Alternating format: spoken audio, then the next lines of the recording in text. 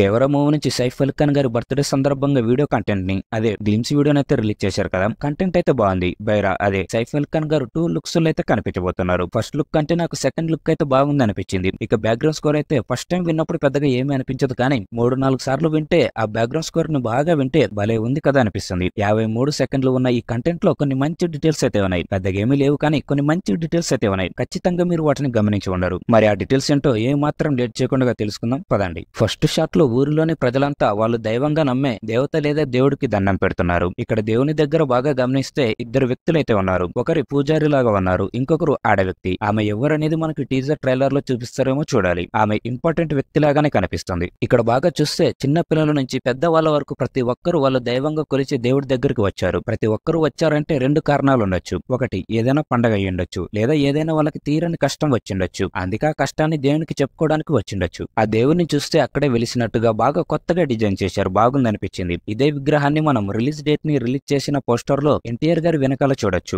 ఈ డీటెయిలే కాకుండా ఈ పోస్టర్ లో ఇంకొక మంచి డీటెయిల్ ఉంది. అది గుర్తు పెట్టుకోండి, తర్వాత మీకే తెలుస్తుంది. నెక్స్ట్ షాట్ లో వాళ్ళు జరుపుకుంటున్న పండుగ సీన్ ని చూపించారు. అలాగే వాళ్ళు ఏదో మోసుకుని వస్తున్నట్టు చూపించారు. మళ్ళీ అదే నెక్స్ట్ షాట్ లో మనకు అవన్నీ కూడా ఆయుధాలని కనిపించేటట్టుగా క్లోజ్ గా చూపించారు. ఇంతకు ముందే మనకి ఆయుధ పూజ అని ఒక పిక్ నైతే రిలీజ్ చేశారు. ఇదే ఆ ఆయుధ పూజ అయ్యుండొచ్చు. ఇక్కడ మనం ఆయుధాలన్నింటినీ చూడొచ్చు. ఆ తర్వాత అక్కడున్న ప్రజలంతా బైరాకి సపోర్ట్ చేస్తున్నారు అండ్ తనని ఎంకరేజ్ కూడా చేస్తున్నారు.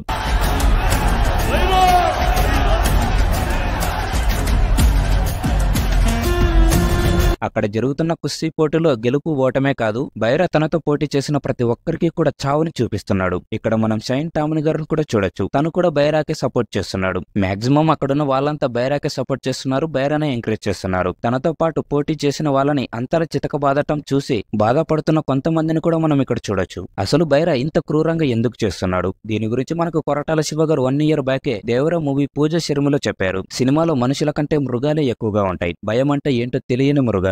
దేవుడంటే భయం లేదు, చావంటే భయం లేదు అని చెప్పారు. అలాగే ఒక్కడంటే భయం అని చెప్పినట్టే చెప్పారు.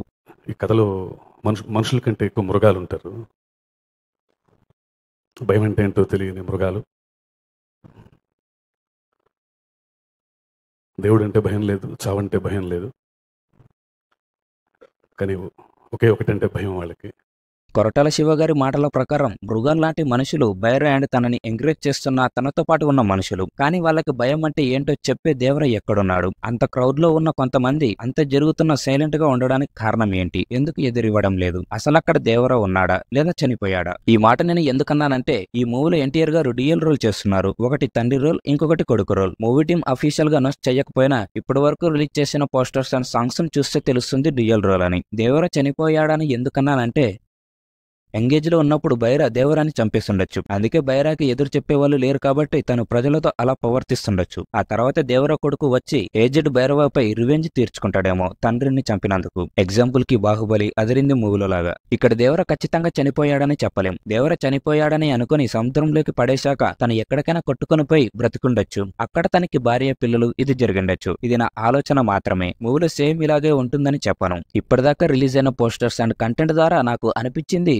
మీకు చెప్పే అంతే. మనకి ఫుల్ క్లారిటీ రావాలంటే టీజర్ లేదా ట్రైలర్ వస్తే తెలుస్తుంది. అలాగే మామూలుగా ఒక్కో పండగ ఒక్కో సెలబ్రేషన్స్ ఉంటాయి కదా. సంక్రాంతి వస్తే కోడి పందాలు, ఇంకా ఏవేవో ఉంటాయి. ఇంకో పండక్కి ఎద్దుల పందాలు, ఇలా ఒక్కో పండక్కి ఒక్కో సెలబ్రేషన్ ఉంటుంది. అలాగే ఇక్కడ కూడా వాళ్ళ పండక్కి కుస్తీ పడుతుంటారు అనుకుంటా. అందుకే దేవర కొడుకు కూడా అక్కడే సేమ్ ప్లేస్ లో అదే దేవుడి విగ్రహం ముందు కుస్తీ పడుతున్నాడు, లేదా నార్మల్ గానే ఫైట్ కి దిగిండొచ్చు. మనం ఇక్కడ ఈ షాట్ ని చూస్తే బైరా ఫైట్ చేసి పడిపోయాడు అనుకుంటాం, కానీ ఇక్కడ ఫైట్ చేస్తున్న షాట్, అలాగే ఇక్కడ పడుకుంటున్న షాట్ వేరే. అది వేరే సీన్, ఇది వేరే సీన్. ఇక్కడ ఫైట్ చేస్తున్నప్పుడు చూడండి బైరా వేసుకున్న షర్ట్ గ్రీన్ కలర్ లో ఉంది.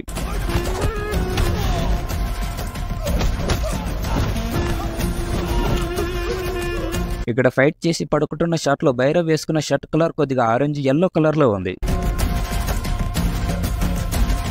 2 సీన్స్ కూడా వేరే వేరే. ఫస్ట్ సీన్ అయితే అక్కడున్న వాళ్ళతో పోటీ పడుతున్నాడు. మరి రెండో షాట్ లో ఎవరితో ఫైట్ చేశాడు? ఎన్టీఆర్ గారిని కూడా అదే ప్లేస్ లో చూసాం. మరి ఎన్టీఆర్ గారితోనే చేశాడా లేదా వేరే వాళ్ళతో చేశాడనేది మనం మూవీని చూసి తెలుసుకోవాలి. లేదా రాబోయే కంటెంట్ లో టీజర్ లేదా ట్రైలర్ లో చూపిస్తారేమో చూడాలి. ఎవరితో జరిగిందో కానీ అక్కడ ఫుల్ రక్తపాతం అయితే జరిగింది. మొత్తానికి వచ్చేసి కుస్తీ జరిగే ప్లేస్ లో 3 లేదా 2 ఫైట్స్ ఖచ్చితంగా ఉంటాయని బాగా అర్థమవుతుంది.